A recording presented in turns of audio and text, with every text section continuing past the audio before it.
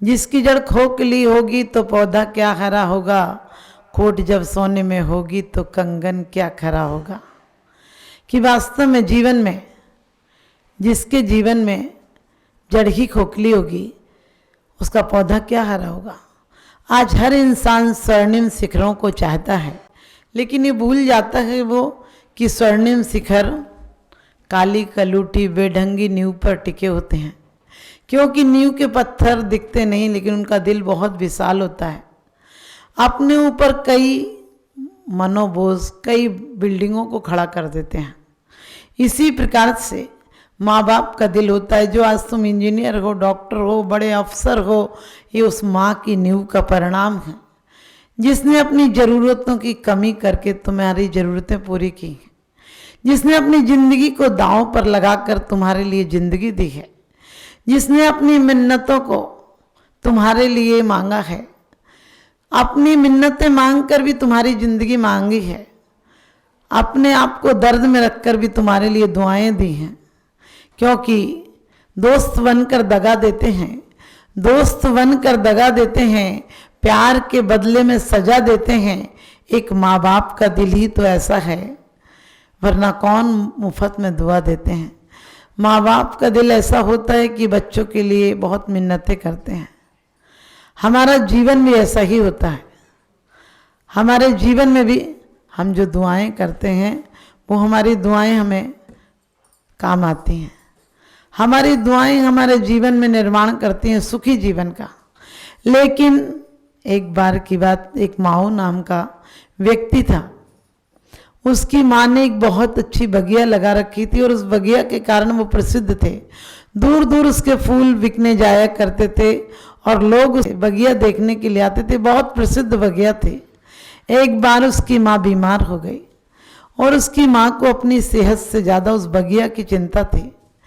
उसने अपने बेटी से दुखी होकर कहा कि मैं ठीक हो जाऊंगी तो भी बगिया मुरझा जाएगी, मैं कितने दिन और बीमार रहूंगी, वरना बगिया को कौन संभालेगा। बेटा बोला चिंता मत कर माँ, तेरे से ज़्यादा ख्याल रखूंगा मैं बगिया का और तेरी बगिया को मुरझाने नहीं दूंगा।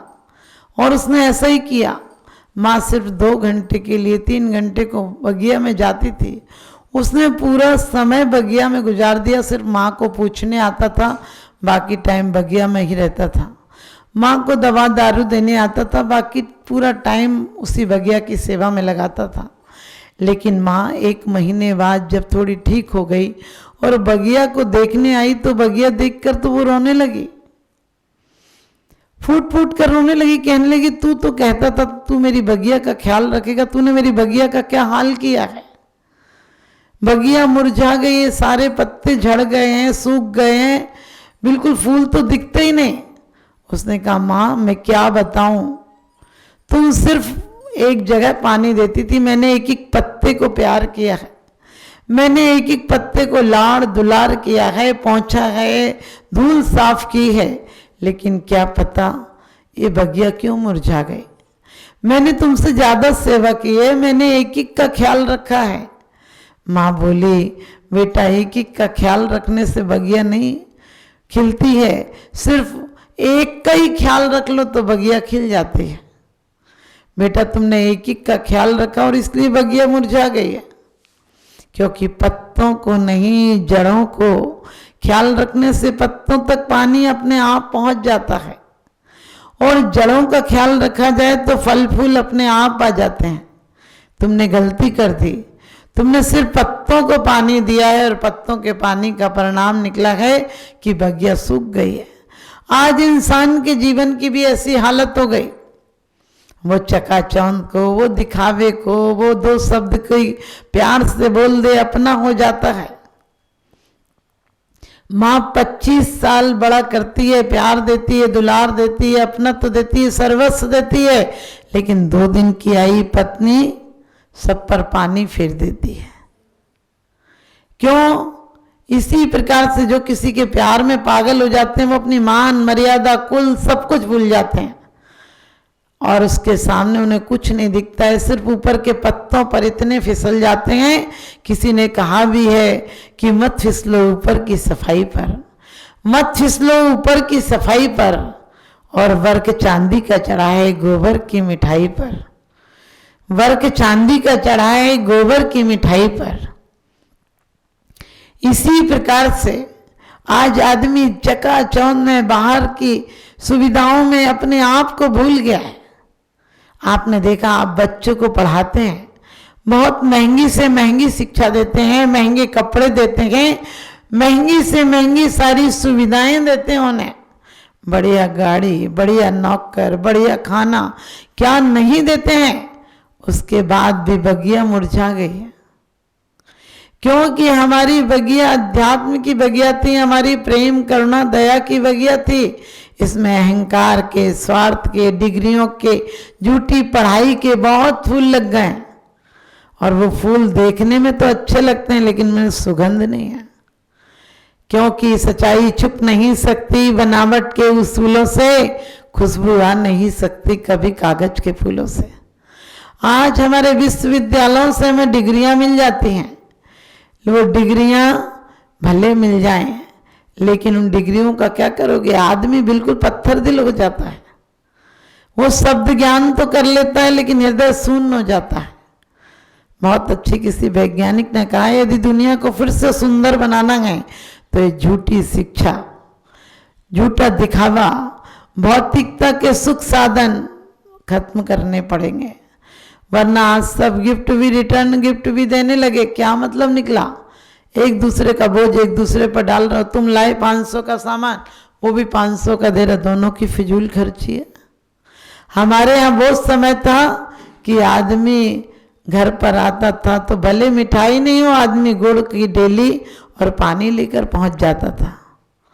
आजकल कोई आ जाए तो झूठी हंसी दिखाकर तुम उसका स्वागत सम्मान कर लेते हो, अंदर में ज्वालामुखी फूट रही होती है। आज हम सैनिक को क्या सिखाते हैं इतने दिनों के अंदर? सैनिक को सिखाते हैं कि लेफ्ट राइट, बाएं घूम दाएं घूम, वो घूमते घूमते घन चक्कर हो जाता है। और घन चक्कर ही नहीं हो जाता है, जब कोई सैनिक मर जाता है तो हम कहते हैं 11 नंबर गिर गया, 25 नंबर गिर गया। नंबर गिर गया, नंबर में संवेदनाएं नहीं थी, नंबर बोलने में कोई संवेदना नहीं आती। वो किसी का पति था, किसी का बेटा था, किसी का भाई था, हर रिश्ते उसके साथ जुड़े थे। लेकिन रिश्तों से नहीं पुकारा जाता है, नाम से नहीं पुकारा जाता है, नंबर से पुकारा जाता है। और नंबर तो एक नंबर हट जाएगा, उस नंबर पर दूसरा आ जाएगा। हमारी ये शिक्षा गलत है।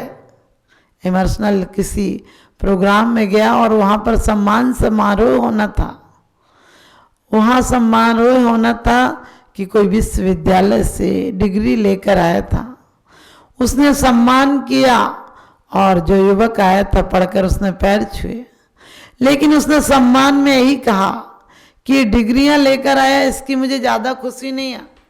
डिग्रियां तो बहुत लोग ले लेते हैं, लेकिन डिग्री के साथ साथ ये अपनी संस्कृति, अपनी सभ्यता बचा कर लाया। इसके अंदर पैर छूने की पद्धति थी, वो बचा लाया। इतने ही संस्कार उस तूफानी जगह में से बचा लाया, बहुत बड़ी बात है। आज हम भी क्या सिखा रहे हैं बच्चों को, क्या पढ़ा रहे हैं? ज्ञान वो है जो कि हमारी आत्मोत्थान की तरफ ले जाए, ज्ञान वो है जो मैं प्रेम और वात्सल्य सिखाए। तोते शब्द रटन से कुछ नहीं होगा, शब्द रटन तो बहुत हो गई और बहुत कंप्यूटर की तरह दिमाग हो गया। आज आदमी मोटी मोटी किताबों को रट लेता है, लेकिन तोता की तरह रट तो लेता है, हृदय में राम नहीं आता है। राम राम रट लेता है। हमें सोचना चाहिए कि हम फूलों को प्यार करते हैं तो जड़ों को भी ध्यान देना चाहिए, क्योंकि हमारी जड़ कौन है? हमारी संस्कृति, हमारी परंपरा, हमारे बुजुर्ग, हमारे बड़े लोग, हमारे देव सास गुरु हमारी जड़ें हैं। आज हम उनसे टूट गए हैं। जिनवाणी के हाथ जोड़ लेते हैं और घर चले जाते हैं। जिनवाणी के हाथ नहीं जोड़ना है, जिनवाणी से हृदय जोड़ना है। हाथ तो तुम बहुत बार जोड़ लेते हो।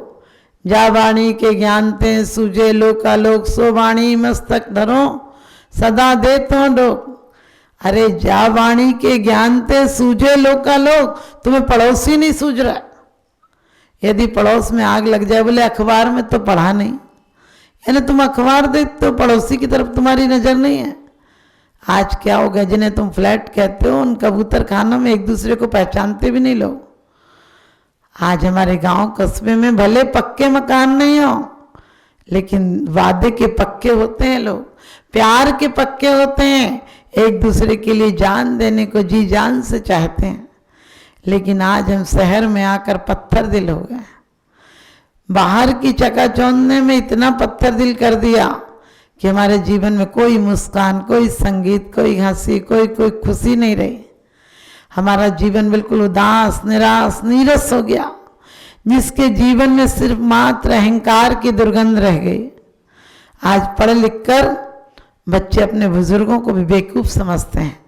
हम उन किताबों को सख्त जब्ती समझते हैं, हम उन किताबों को सख्त जब्ती समझते हैं जिन्हें पढ़ पढ़ के बेटा बाप को खपती समझते हैं। अरे उन माँ बाप ने तुम्हें जिंदगी दी है, उनको कारीगरों की तरह मत समझो। अपने आप को एक पत्थर बनाओ और अपने आप कारीगर बन जाओ। जीवन तुम्हारा एक पत्थर है, तुम कारीगर बन जाओ तो ये मूर्ति बन जाएगी। और यदि तुम अनाड़ी बने रहे तो ये पत्थर ठोकर लग जाएगी, किसी को लहू लुहान हो जाएगा, किसी के हाथ पैर टूट जाएंगे। तुम पत्थर दिल मत बनो, क्योंकि पत्थरों के मकान बनाने लगे हैं लोग, पत्थरों के मकान बनाने लगे हैं लोग, दिल के मकान ढाने लगे हैं लोग, और बच्चों से सुखों की उम्मीदें करते हैं, लेकिन अपने बुजुर्गों का दिल दुखाने लगे हैं लोग, अपने बुजुर्गों का दिल दुखाने लगे हैं लोग। आज माँ बाप के साथ इतना गलत व्यवहार करते हैं कि माँ की चीख निकलती कि अगर तू पैदा न तू होता तो मैं संतोष कर लेती, दोष भगवान को देती, जरा सा रोष कर लेती, मगर बेटा तेरे रहते हुए मेरा अपमान हो जाए, रहे खामोश बेटा यूं बहू कुछ भी तो कह जाए। आज हर घर की हालत ये हो गई, जीवन एक मवाद भरा फोड़ा हो गया। जीवन में ऊपरी से हम बहुत सजावट कर लेते हैं, मकान बहुत सुंदर बन गए, जो राजा महाराजाओं को उपलब्ध नहीं थे वो आज घर में तुम्हारी सुविधाएं हैं, लेकिन उन सुविधाओं के बाद भी संताप चरम सीमा पर पहुंच गया है। आज लोगों के अंदर विरोध ऐसा हो गया है कि आदमी मरना चाहता है, मारना चाहता है, जीने की दुआएं नहीं करता है। लोग कहते हैं कि मनुष्य पर्याय के लिए देवता तरसते थे। मैंने कहा कहने सुनने की बात होगी, जहां रोज देवता जैसा मनुष्य जिसे देवता तरसते थे वो मनुष्य आज रोज हत्या करने के लिए तैयार है। जिस मनुष्य पर्याय के लिए देवता तरसते हो और वो मनुष्य रोज मरने के लिए, आत्महत्या करने के लिए, खुद को मारने के लिए, दूसरों को मौत देने के लिए तैयार हो, ऐसी जिंदगी को हम श्राप कहेंगे। ये कोई दुआ नहीं हो सकती, ये भी कोई जिंदगी है या किसी का श्राप है? ये भी कोई जिंदगी है या किसी का श्राप है? और चैन के 2 पल मिलेंगे सोचना भी पाप है। जिसे तुम जिंदगी कहते वो कांटों का बिछोना है, जिसे तुम जिंदगी कहते वो कांटों का बिछोना है। फकत इस जिंदगी में सिर्फ रोना ही तो रोना है। कहते हैं उधर खोना ही खोना है, इधर पाना ही पाना है, उधर मिट्टी ही मिट्टी है, इधर सोना ही सोना है।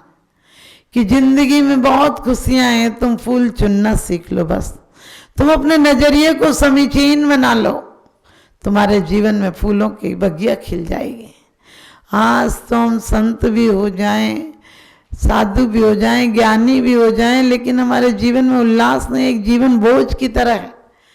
लोग मंदिर भी आते हैं, बोले क्या करें, नियम लिया है तो पूरा करना है। हमने कि खाने के लिए नहीं सोचते पूरा करना है, बच्चों को पालने के लिए नहीं करते, अब क्या करें पैदा हो गए तो इन्हें पालना है। कितनी लगन से पालते हो, अपनी आत्मा के पालने के लिए कैसा आत्मवंचना करते हो, अपने आप से छलावा करते हो, किसी दूसरों के साथ नहीं, स्वयं से छलावा करते हो। क्योंकि संत तो वो होता है जो हंसते हंसते मरता है। हमारे जीवन की उपलब्धि क्या थी? हम बचपन में सबको प्यारे थे, सब हमें प्यार करते थे और हमारे जीवन में निश्चिंतता थी, उत्साह था, उमंग था, मिट्टी के खिलौनों में भी आनंद ले लिया करते थे और बड़ा होते होते सोने के खजाने भरे, लौकर के लौकर पड़े हैं, लेकिन मायूस हैं, उदास हैं। देखकर भी लगता है क्या करेंगे, क्यों जोड़ा था इनको, किसके लिए जोड़ा था। मैंने हवा के शौक से खोली थी खिड़कियां, मैंने हवा के शौक से खोली थी खिड़कियां, सारी गली का गंध मेरे घर में आ गया।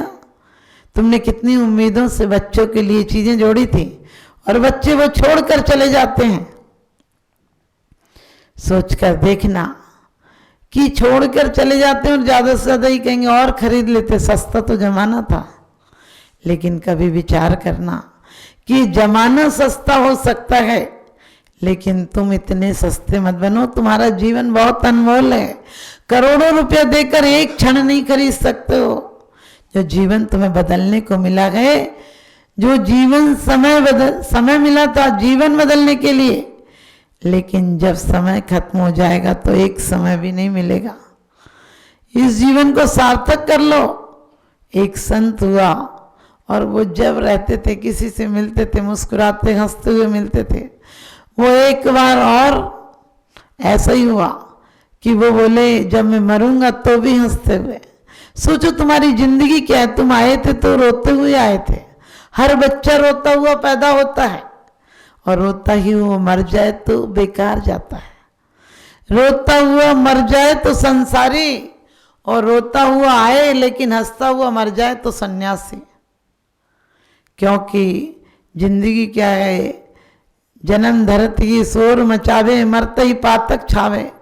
ये जन्म में आता है तो रोता हुआ आता है, माँ को भी बहुत तकलीफ होती है, खुद को भी बहुत तकलीफ होती है, और रोता ही हुआ पैदा होता है। रोता हुआ ना पैदा हो तो एक बार तो धड़कन रुक जाती है कि यदि होश होता तो जरूर होता, क्यों नहीं रो रहा। लेकिन बाद में क्या होता, रोता ही हुआ मरता है। रोते हुए मर जाना श्राप है। और ज्ञानी कभी भी देखना उसका हिसाब किताब बढ़िया है, ज्ञानी तो हंसता हुआ मरता है। और एक बार की बात कि एक संत ने कहा कि मैं रोता हुआ आया था, ये मजबूरी थी। हम और आप राग से आए थे, हमारी मजबूरी थी, लेकिन त्याग से जाएंगे हमारा पुरुषार्थ होगा। पावन पुरुषार्थ प्रकट हो गए, पावन पुरुषार्थ प्रकट हो गए। मैं निजानंद में लीन रहूं, तुम आवागमन विमुक्त हुए, मैं पास आपके जातिष्ठ हूं। पूजा का किया विसर्जन, अब मैं पाप भाव में उलझ गया। अब तक की मूर्खता भारी, तजनीम खला खलाए पिया। ये तो भारी कमजोरी है, उपयोग नहीं टिक पाता है। तत्वादिक चिंतन से हटकर यह दूर पाप में जाता है। हमारी जिंदगी पाप में बहुत जल्दी पहुंच जाती है, पुण्य में नहीं जाती है। उस संत ने भी कहा कि जब मैं मरूं तो मेरे को ऐसे ही ले जाना। और मैं नहा धोकर कपड़े पहनकर अच्छी आरती दीप धूप लगाकर बैठा था और अचानक चला गया। लोग कहने लगे उनने कहा था कि हमारे कपड़े ऐसे ही पहन ले जाना, और कहते हैं उसे ले गए चिता पर जैसे ही रखा। लाखों लोग थे और रो रहे थे सब, क्योंकि वही तो नहीं रोता हुआ गया था, सब तो रो रहे थे उसकी याद में। लेकिन जैसे ही चिता पर रखा वैसे ही फटाके फूटने लगे, क्योंकि उसने अपने कपड़ों में फुलझड़िए फटाके रख रखे थे। ध्यान रखना, कोई बीतरागी संत नहीं हो सकता है, लेकिन आम आदमी की जीवन की बात है कि हंसते हुए जिया और हंसते हुए मरा। लेकिन हमें भी चाहिए कि हम जिंदगी को हंसते हुए जिए और हंसते हुए मर जाएं। तुम्हारी शान घट गई होती कि रुतबा घट गया होता, तुम्हारी शान घट गई होती कि रुतबा घट गया होता। जो गुस्से में कहा तुमने वही हंसकर कहा होता, वही हंसकर कहा होता। आप गुस्से में जो कहते हैं वो हंस के कहिए, अपने जीवन में हंसकर मिलिए। अपने जीवन में एक सूत्र बना लो कि गालियों को गीत में बदलने की कला सीख लेंगे, कांटों को फूल में बदलने की कला सीख लेंगे। कांटों को जब छुओगे तो चीख होगी, कांटों को मत लगाना, दूसरों के लिए लगाओगे वो कभी तुम्हें भी चुभ जाएंगे। क्योंकि दूसरों को लगाए हुए कांटे भी लौटकर हम पर भी आते हैं, और फूल दोगे तो फूल आएंगे। और कहते हैं एक फकीर हुई और वो फकीर जगह जगह लेडीज फकीर थी और कहते हैं वो फूलों के बीज फेंक रही थी। लोगों ने कहा तुम बूढ़ी हो, कब आओगी इधर, तुम्हारा दोबारा आना नहीं होगा, क्या फायदा, क्यों फूल फेंक रही हो। उसने कहा किसी ने पहले फेंके थे तो मैं निकल रही हूँ, मुझे सुगंध मिल रही है और आगे मैं फेंक रही हूँ तो कोई और सुगंध लेगा, मुझे कोई अपेक्षा नहीं कि मैं लूँगी या नहीं लूँगी। तो हमारा और आपका जीवन भी ऐसा ही बन जाए कि हमारा जीवन एक महकता हुआ वन हो जाए। कौन फूल लेगा इसकी कोई परवाह नहीं है, लेकिन हमारे जीवन में सिर्फ फूल हो, हमारा जीवन दीपक की तरह हो, स्वयं भी और दूसरों को प्रकाश दे। तो आप सबका जीवन दीपक की भांति हो। किसी की 100 बरस की ज़िंदगी से कुछ नहीं होता, किसी की 2 बरस की ज़िंदगी 100 काम करती है। आपकी ज़िंदगी 100 काम करे और आपके जीवन में सारी खुशियाँ मिले। मेरा यही